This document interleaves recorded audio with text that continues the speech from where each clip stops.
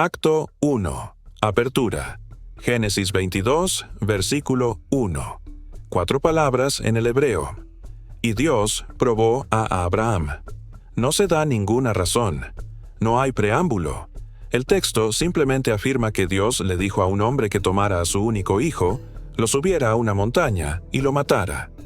Y durante 3000 años los lectores se han preguntado por qué un Dios que dice valorar la vida humana daría esa orden sin ninguna explicación. Existe un manuscrito que responde a esa pregunta. Fue copiado en Qumrán antes de la época de Cristo. Se conserva completo solo en los monasterios de las tierras altas de Etiopía y cuenta una historia distinta. En esta versión, Dios no se despertó una mañana y decidió probar a Abraham. Alguien entró en la corte divina y lo propuso. El texto lo nombra. No es idea de Dios, es de Él. En los próximos 18 minutos verás los versículos reales, la evidencia manuscrita que los respalda, y por qué esta versión de la historia nunca se permitió en la Biblia con la que creciste. Si la historia bíblica prohibida te fascina, dale a suscribirte. Cada semana descubrimos lo que fue eliminado de las Escrituras. Acto 2. El manuscrito.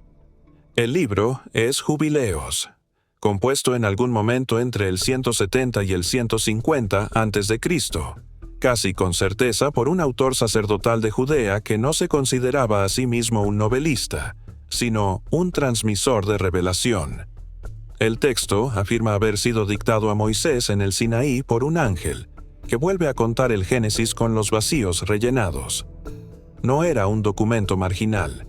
15 copias distintas de Jubileos aparecieron entre los rollos del Mar Muerto, más de las que sobreviven de la mayoría de los libros que sí entraron en la Biblia hebrea. La comunidad de Qumrán lo trataba como escritura, no como comentario. El fragmento 4, Q219, y varios fragmentos complementarios conservan porciones del material sobre Isaac directamente, en hebreo, copiadas siglos antes de cualquier texto cristiano sobreviviente.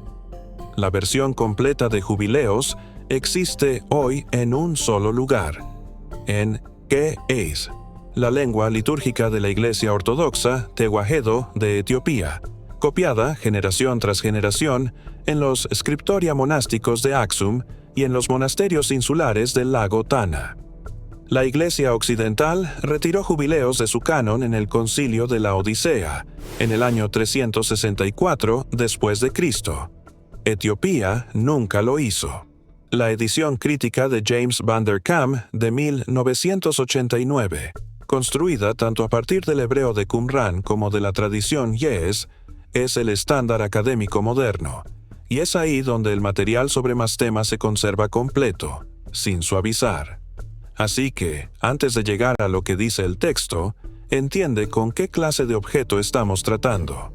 No una leyenda medieval, no un relato folclórico, sino una composición del período del Segundo Templo tratada como escritura autorizada por la mismísima comunidad que la enterró en jarras en Qumrán hace 2000 años, preservada de forma independiente en 2 continentes, en 2 lenguas, con los mismos nombres adheridos.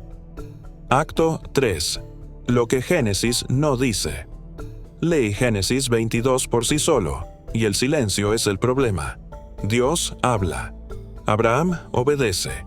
No hay escena de deliberación, ni razón declarada, ni adversario, ni corte. Compáralo con el único otro lugar de la Biblia hebrea donde Dios prueba a un hombre justo con tanta severidad: el libro de Job. Allí, la prueba de Job va precedida de toda una escena, una corte celestial, los hijos de Dios presentándose, y una figura llamada Hasatán, el acusador, un título, todavía no un nombre propio, que da un paso al frente para argumentar que la justicia de Job es condicional, y que propone la prueba él mismo. Génesis 22. No tiene una escena equivalente. El autor de Jubileos notó ese vacío y lo rellenó, usando casi exactamente la plantilla de Job, pero aplicada a Abraham e Isaac. Acto 4. El texto mismo. Jubileos, capítulo 17. Abraham acaba de enviar lejos a Agar e Ismael. El texto pasa a una escena celestial que Génesis nunca describe. Una figura llamada el príncipe Mastema. En hebreo, Mastema significa hostilidad o acusación, la misma raíz que está detrás de la idea posterior de Satanás, se presenta ante Dios. Señala el amor de Abraham por Isaac y argumenta que ese mismo amor debe ser puesto a prueba. Si se le ordena a Abraham ofrecer a su hijo como holocausto y él obedece, entonces su devoción queda demostrada. Si se niega, queda al descubierto como condicional. Según el texto, Dios no inicia la prueba. Dios responde a la propuesta, y la orden a Abraham sigue inmediatamente después, esencialmente idéntica en sustancia a la formulación de Génesis, pero ahora situada río abajo de una escena que Génesis nunca incluye. Jubileos 18 sigue la atadura en sí casi golpe por golpe con Génesis. La leña, el altar, el cuchillo en alto, pero añade una coda que Génesis no tiene. Una vez que Abraham ha demostrado que no retendrá a su hijo, el texto dice que Mastema queda avergonzado por el resultado, y Jubileos atribuye explícitamente al ángel que clama para detener la mano de Abraham el haber impedido que Mastema reclamara una victoria. Ese no es un detalle que Génesis contenga en forma alguna. Es la adición interpretativa de Jubileos, construida para responder a una pregunta que Génesis nunca plantea y que Job ya responde para otro personaje. Acto 5. La cadena de testigos. La explicación dominante es sencilla, y vale la pena exponerla con justicia. Jubileos hace lo que hace buena parte de la literatura del Segundo Templo. Rellena un vacío narrativo tomando prestada una estructura que ya existía en las Escrituras. El autor tenía acceso a Job. Job tiene una escena de corte con una figura angelical que actúa como fiscal. Génesis 22. Tiene una orden divina sin explicación. Une ambas cosas y obtienes exactamente el texto que tenemos. La mayoría de los tratamientos académicos, incluido el propio comentario de Van der Kam, lo leen así, no como una verdad suprimida, sino como una técnica documentada y bastante común de la literatura de Biblia reescrita del período. Pero el patrón manuscrito merece exponerse con honestidad, porque es más consistente de lo que predeciría la invención de un solo autor. La figura de Mastema no aparece solo en el episodio de Isaac. Aparece a lo largo de todo Jubileos como un antagonista recurrente.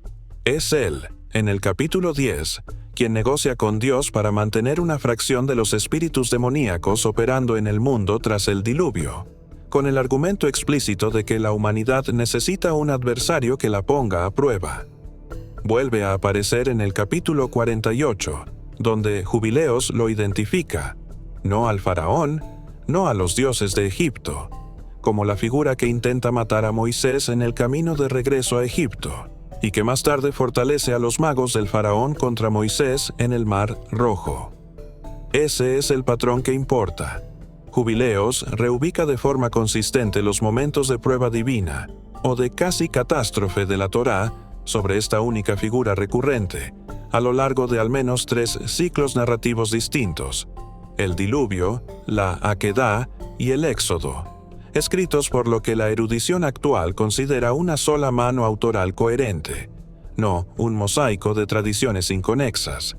Ya sea que lo leas como teología o como invención, no es un floreo aislado para rellenar un vacío, es un rasgo estructural de todo el libro. Acto 6. Lo que las traducciones suavizaron. Aquí está el detalle que la mayoría de los tratamientos populares se saltan.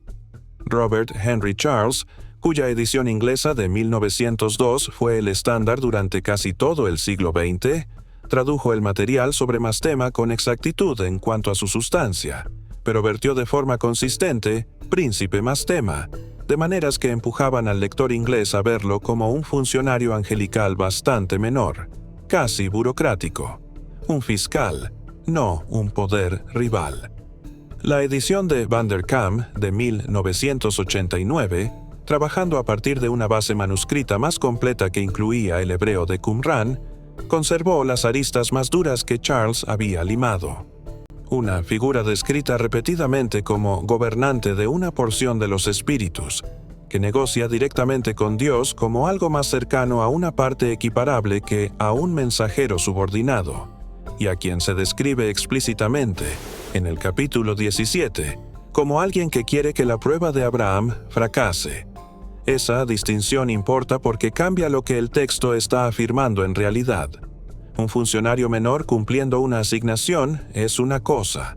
Un poder adversario con nombre propio que propone la muerte de un niño para demostrar algo, y al que se describe como decepcionado cuando el niño vive, es una afirmación completamente distinta, y es la que tanto el hebreo de Qumran como la tradición que es conservan. Acto 7. Porque nunca entró el concilio de la Odisea, en el año 364 después de Cristo, produjo una de las primeras listas canónicas formales de la historia cristiana, y Jubileos, igual que primero de Enoc, no la sobrevivió. Las objeciones declaradas contra toda esta familia de textos giraban en torno a una angelología excesiva, demasiado detalle con nombres sobre la estructura del reino celestial, demasiada especificidad sobre quién hace qué y por qué. Jerónimo, mientras trabajaba en la Vulgata Latina unas décadas después, conocía a Jubileos por su otro nombre, el Pequeño Génesis, y explícitamente lo apartó como apócrifo. Nunca entró en la Biblia latina, y sin una traducción latina, desapareció casi por completo del uso litúrgico y teológico occidental durante más de 1000 años. Un texto que pone a una figura adversaria con nombre propio en la sala durante la prueba más dura de Abraham, en lugar de dejar la orden como un acto inexplicado de Dios, no es una adición cómoda para una tradición construida en torno a la idea de que las órdenes de Dios, por difíciles que sean, no requieren explicación alguna. Jubileos no niega que Dios permitiera la prueba, pero se niega a dejar que la propuesta se origine en Dios, y esa negativa es exactamente la clase de problema teológico que un comité canónico del siglo IV tenía tanto la autoridad como el motivo para editar y eliminar. Etiopía, de nuevo, no heredó ese motivo. La Iglesia Ortodoxa Tewahedo de Etiopía mantuvo Jubileos como canónico sin interrupción, y su Akedah, su atadura de Isaac, ha cargado con la propuesta de Mastema en uso litúrgico ininterrumpido durante más de 1000 años, mientras el resto de la cristiandad contaba una versión de la historia con la pregunta simplemente dejada abierta. Acto 8. Cierre. Quita la envoltura y lo que queda es simple. Génesis dice que Dios probó a Abraham y no da ninguna razón. Jubileos, copiado en Qumran antes de que el cristianismo existiera y preservado sin interrupción en Etiopía desde entonces, dice que la propuesta vino de otra parte, de una figura que aparece en el diluvio, vuelve a aparecer en el Mar Rojo y aparece aquí, argumentando que el amor de un padre por su hijo debería ser puesto a prueba hasta su límite absoluto. No tienes que tomar postura sobre si esa figura es real para notar lo que el registro manuscrito demuestra. Esto no es una invención medieval ni una reinterpretación moderna. Es una lectura de hace 2200 años de uno de los versículos más difíciles de la Biblia, preservada de forma independiente en 2 lenguas y en 2 continentes, y que nunca se permitió que regresara al libro que la mayoría de la gente cree que cuenta toda la historia. Génesis dice que Dios probó a Abraham. Jubileos dice que alguien se lo pidió. El texto ha cargado con esa distinción durante más de 2000 años. Sigue ahí, en hebreo en Qumran, en Yes, en las tierras altas de Etiopía, el único lugar que nunca dejó de leerlo así.